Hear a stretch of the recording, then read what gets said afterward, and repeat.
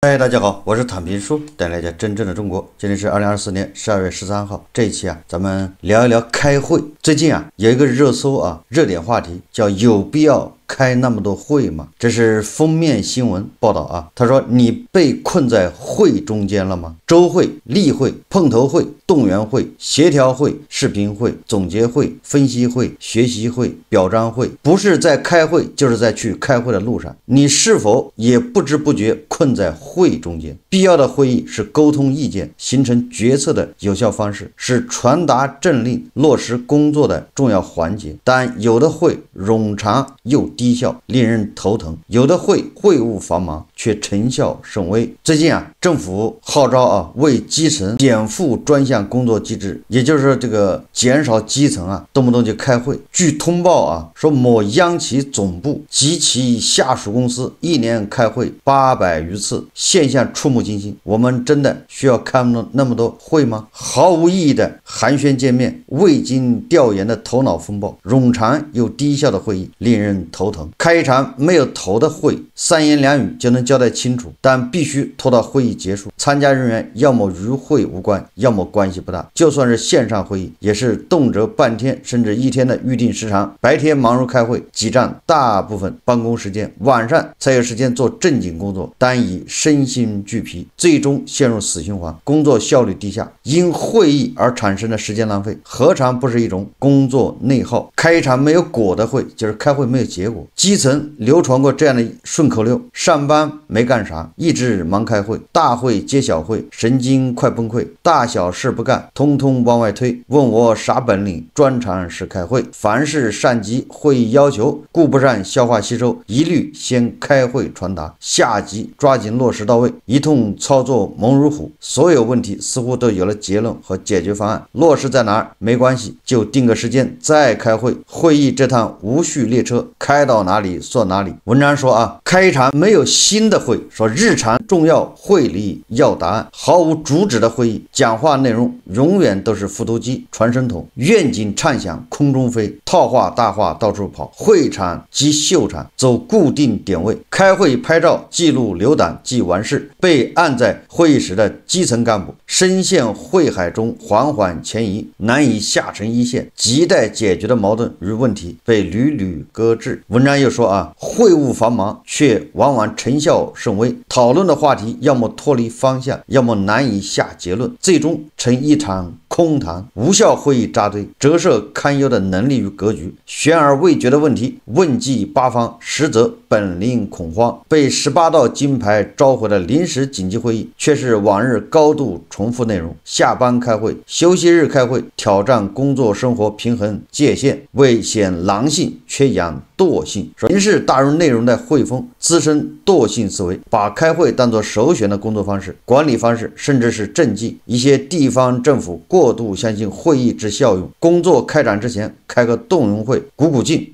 工作预组开个推进会提提气，工作结束后开个表彰会发奖金。会议过多过滥，变成推动工作和狠抓落实的拦路。本末倒置的会议异化为形式主义秀场，习惯于把开会当作传达指示、沟通信息的唯一途径，热衷于把本年度会议评吹、会议规模、参与者数量作为考核 KPI， 也就出现了重场面轻效果、重形式轻内容、官场迷惑现象。一些学术单位、科研单位并无关专业的务虚会，一些文化单位巧立名目开采风会，不知不觉忘了初心，荒疏业务。关于开会大家可以看一个搞笑的视频看看梁山好汉是怎么开会的。大家看视频。当地时间11月29日，梁山伯召开英雄大会，选举第1届忠义堂堂主，各路头领。宋江主持会议并讲话。大会通过了选举办法、好汉名单、忠义堂委员、各路头领候选人名单。在众位好汉的监督下，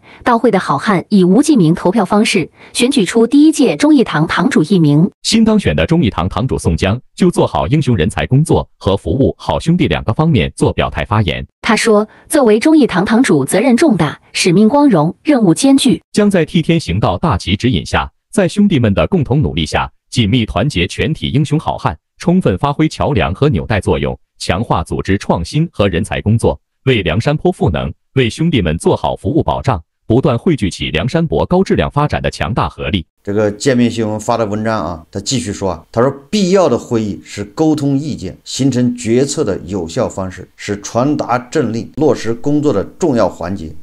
将业务工作会议、日常会议浓缩为精简务实会议，让各级单位有更多的精力把会议部署落到实处，对提质增效必然大有益处。出实招办实事，中央层面高度重视。中央8项规定提出精简会议活动和文件简报，到把单纯以会议贯彻会议，以文件落实文件列入禁止性条文，再到基层点付，严格控制层层发文、层层开会，意在督促各级各单位把心思多放在解决实际问题上，落实到群众需求处，调研情况，分析症结，评估决策，开短会，讲短话，为提高会议质量和时效，无会日新风渐起，成为服务基层改革攻坚的抓手。说安徽六安市金安区将每周2、周4定为无会日，小型碰头会除外，无特殊情况不召开全区性工作会议，集中精力抓工作落实。浙江温州龙岗市从去年3月开始推行周2无会日制度，大力推动市领导日部门一把手集中时间和精力带头下基层，解难题多切题。无会日并不代表不开会，不妨少些照本宣科，直奔主题，直面问题与难题。高效会议和目标明确挂钩，在会议开始前应明确目的和预期成果，清楚会议指日所在，议程也紧凑高效，利用会议提升工作效率，而不是妨碍参会者真正的工作。说会不在多而在效果，这个是界面新闻啊，他刊登的。我们需要开那么多会吗？我想在座的各位啊，看节目的多少都参加过会，有的还主持过会，我们需要开那么多会吗？这里我来谈谈我的看法啊。首先说以前啊有一句顺口溜，国民党的税多，什么什么党的会多，很多人恐怕都有印象啊。以前一说会多，都是指的机关单位、国企、街道、村里面，都是行政机关、国企、事业单位。但是现在这个开会之风啊，也刮到了私营企业、上市公司，甚至外企，他也热衷于开会，这叫传染，一传十，十传百，大家都喜欢开会，那只不过是这个频度而已，就是谁开得更频繁，对吧？这是个现象。第二个现象呢，就如果你开会开多了，你就发现这些开会的人呢，尤其是领导发言，都是套话、空话，随口就来，因为他天天背的就那玩意，那一套啊，跟郭德纲的贯口一样，信手拈来，而且他甚至还可以这个不同的场景，对吧？他可以切换，因为他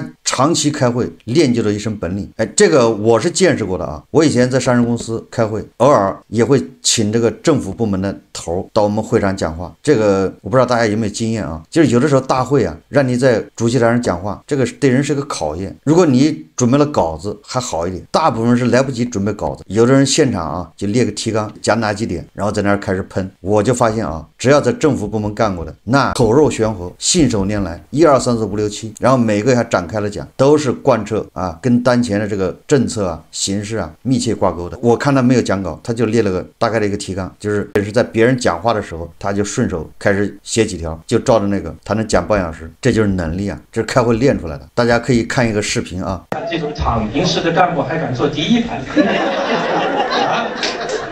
你是正数多少年了？啊，过去。下面请万同志、万领导就脱口秀事业的发展做重要指示，是不是？就是我讲个脱口秀，最后我得上台做指示，但是我也不惧啊，同志们，我今天呢是来这个作为观众观看脱口秀，但是你们这里的负责同志很客气啊，一定要让我讲两句。我呢对脱口秀呢有3点思考。我认为啊，这个地方很简陋，你看椅子都不固定，但是我认为它是舞台的延伸，剧场的补充，是社会主义精神文明建设的新阵地，是社会主义核心价值观的新抓手，是传播正能量的新渠道。对于这3点，我认为我们要统一思想，提高认识，明确任务，增强责任，加强领导，精心组织，大力宣传，发动群众，齐抓共管，各负其责，突出重点，狠抓落实。机关领导，你们还敢这样嘲笑领导？我我看你们聚精会神的样子，我发现你们很喜欢听报告，是不是？你们既然爱听了，我就展开来讲。突出重点，狠抓落实，要从哪里抓起？这位干部，正处级的干部，突出重点，狠抓落实，从哪里抓起？我从娃娃抓起，不是抓娃娃呀。实际上要从基层抓起，要抓基层，抓重点，抓难点，抓死角，抓典型，抓反复，而且还要反复抓。我们只有反反复复抓反复，我们才能让反反复复不反复，是不是？抓反复不是简单的反复，是一个螺旋上升的过程，才能在反复中得到升华，工作中得到进步。是不是？问题不能做简单的处理，突出重点，狠抓落实。在思想上要怎么抓？再给你一次机会，你看这种躺平式的干部还敢坐第一排啊？你是正处多少年了？啊？我觉得这样18年，那天唱卡拉你去了没有？啊，也不来敬酒，是不是？这样的干部要不得啊！工作不努力，业余时间也不努力，是不是？我都怀疑待的是不是你夫人了？啊，这个作风是不是有问题啊？这个突出重点，狠抓落实，要真抓不能假抓，要抓就要抓牢、抓实、抓细、抓重、抓稳，一抓到底，常抓不懈。你别老逗我笑。抓到底，常抓不懈啊，同志们！你是在录像是吧？到时候会有文字稿发在你手上，不需要录啊，就是到时候会有文字啊，会发在大家手上。那突出重点和抓落实，我们落实的脱口秀要怎么抓呢？你们认为抓什么？抓剧场，抓管理，抓编剧，抓演员，抓内容，同时还要抓观众。能抓的要统统抓起来，当然既然娃娃来了要抓娃娃。你看这视频虽然是脱口秀啊，你看看这个领导讲话就是这样的，来源于生活，高于生活。如果是他在分管范围内的会，那这样的领导讲话脱稿讲2小时没毛病。但是你仔细一想，他什么都讲到了，面面俱到。然后你回头再一想，你发现他好像什么也没说，你也不知道他要干啥，然后会就结束了，然后接着开下一个会。有的领导开会他有讲稿，秘书给他写好了。哎，这讲稿我以前也写过。对于这样的会啊，我是建议啊，把讲稿发给大家，就别开了。开会的时候说2句，然后大家自己看讲稿，会结束，回家找时间上厕所的时候，或者是在车上随便拿出来看一看，对吧？会议10分钟就结束了。但是不，有的领导非要念，在那念稿子，念完之后问大家有没有意见，那肯定没有意见啊，谁敢提意见啊？提意见就找你谈话，那任务都是你的任务，所以大家都沉默，该鼓掌鼓掌，结束，就是浪费时间。现在很多私营企业，很多这个外企也开始流行开会，为什么呢？就是有芝麻绿豆大的权利都要用，都要过一过开会的瘾，把几个人叫来发言，然后最后自己一锤定音，一言九鼎，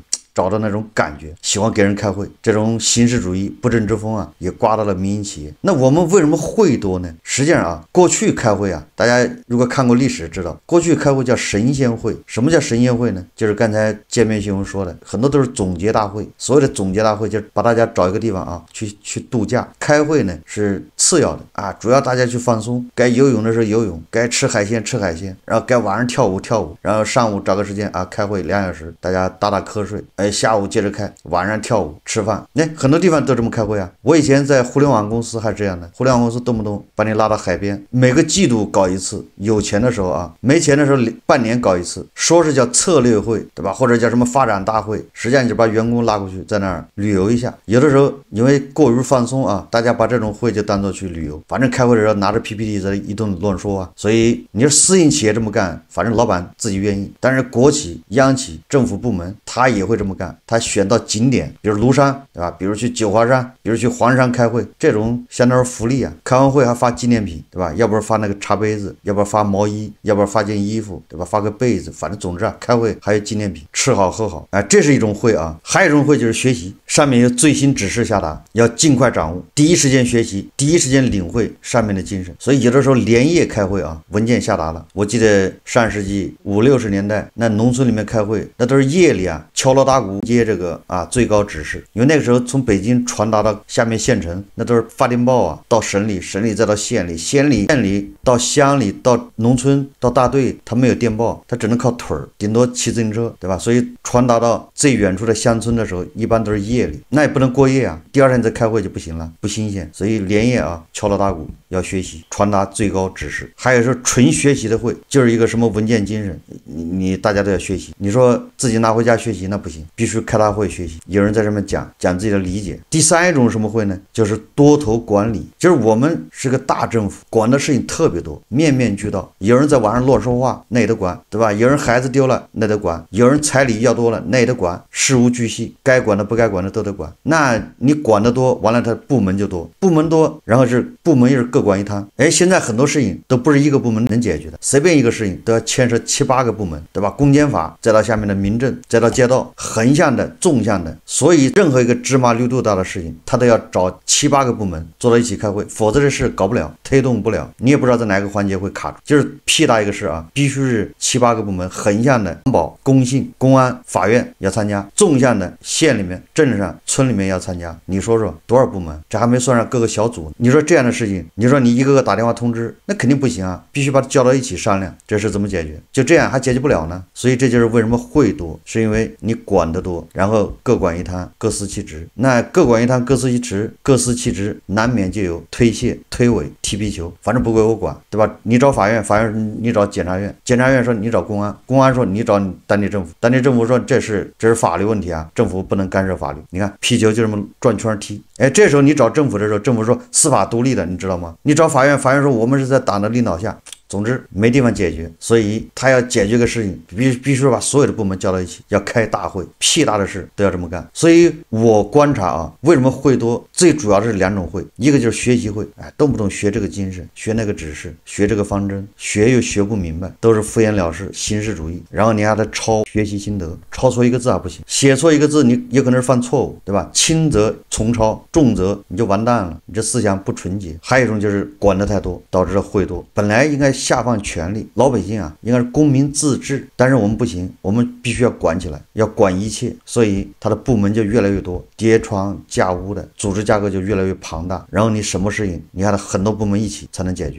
这个社会运行成本越来越高。为什么美西方它没那么多会呢？那主要自治嘛，老百姓要自己管自己。阿根廷把政府部门裁掉一半，开什么会啊？人家开议会就完了。美国马斯克是不是也要把这个要砍掉2/3，好像是70%多吧？你人越少，会就越少；人越多，会越多。权力集中在上面，权力往上收啊！不光是老百姓不能自治，他连下面的基层官员他也没权利，他凡事要往上汇报。你凡事往上汇报，那一定很多事情就要开会传达，因为这个他没有自治的权利，就是基层官员他也没有权利，他负不了责任，不敢负责任，也不敢担责任。你都往上汇报，他就只好开会，所以会就越来越多。然后你光上面又开会说，哎，减轻基层负担，不要开会。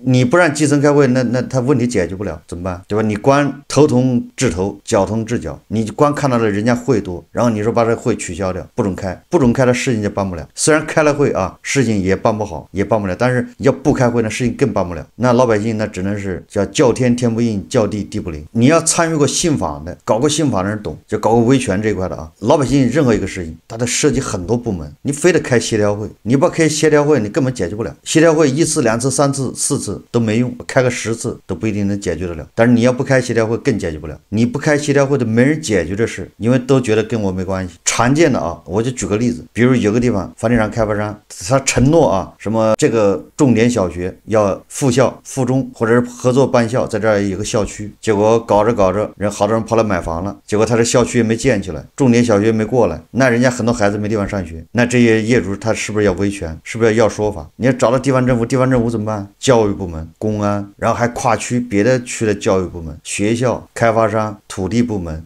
都得坐到一起开会协调。所以啊，我认为咱们会多，第一个原因是你管得多，管得太宽了，组织结构多，你有的时候你要不开协调会，你都不知道是卡在哪，非得把大家叫到一起单面对质，对吧？你这个部门有没有意见？你那个部门有没有意见？你这个部门有没有困难？大家都同意，那这事才能解决，否则只要有一个部门卡壳，这事解决不了。管得太多，本来应该是韭菜自治的，韭菜自治不了，你看这个问题能解决吗？解决不了了，只会越管越宽，芝麻绿豆的事都得管起来，对吧？生孩子要管，不生孩子也要管，舞狮人员要管。第二个就是学习态度，有的没的都得学啊。第三种会就是福利会，所以现在很多会啊也被这些干部用了，开会就是去打瞌睡的，开会的时候才好好休息。所以说啊，当你在讨论会多的时候，如果就会而谈会，这个显然是只是表象，它的根源是什么？根源是这个机制，这个体制要进行改革。20年前也精简过会议，20年前会也少，比现在而言啊少。为什么会又慢慢多起来了？因为会多养成了习惯，很多韭菜啊就盼着开会，